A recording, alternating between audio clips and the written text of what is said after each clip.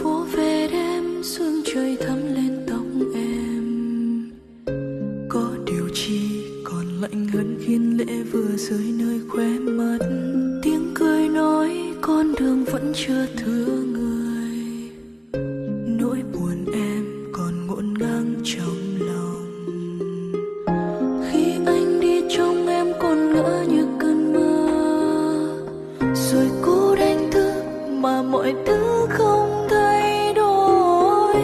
Em bơ vơ thấy lạc lõng nơi đông người, vì đi qua là dòng đời lạ lẫm thôi. Chỉ muốn khóc hết một lần và sẽ thôi không nhớ anh, chỉ mong âm thanh phố đêm giúp em chẳng còn nghĩ ngợi. Người đã cho em chờ đợi và hôm nay xa cách em mãi mãi.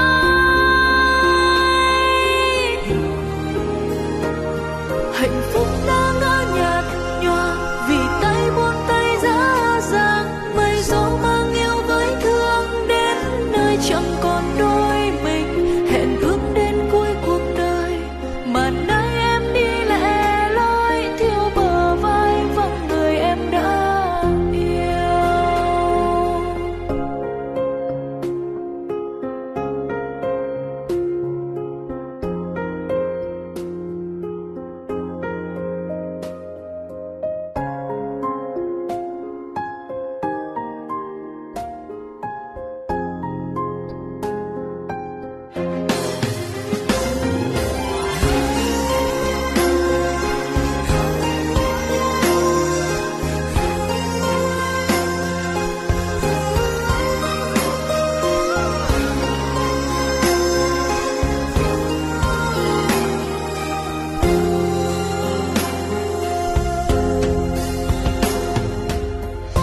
Phố về đêm sương trời thắm lên tóc em, có điều chi còn lạnh hơn khiến lệ vừa rơi nơi khóe mắt. Tiếng cười nói con đường vẫn chưa thừa người, nỗi buồn em còn ngổn ngang trong lòng. Khi anh đi trong em còn ngỡ như cơn mơ, rồi cố đánh thức mà mọi thứ không thay đổi. Em bơ vơ thấy lạc lõng nơi đông người, vì đi qua là dòng đời lạ lẫm thôi.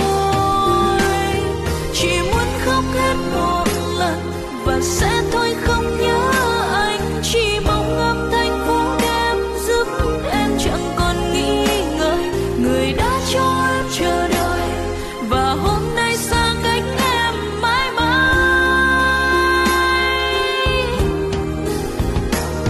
Hạnh phúc đã ngỡ nhạt nhòa vì tay buông tay dã dàng, mây gió mang yêu với thương đến nơi chẳng còn đôi mình.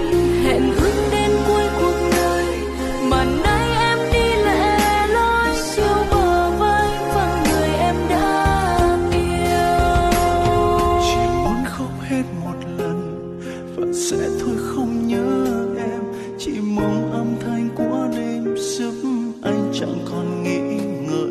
Người đã cho anh chờ đợi và hôm nay xa cách anh mãi mãi.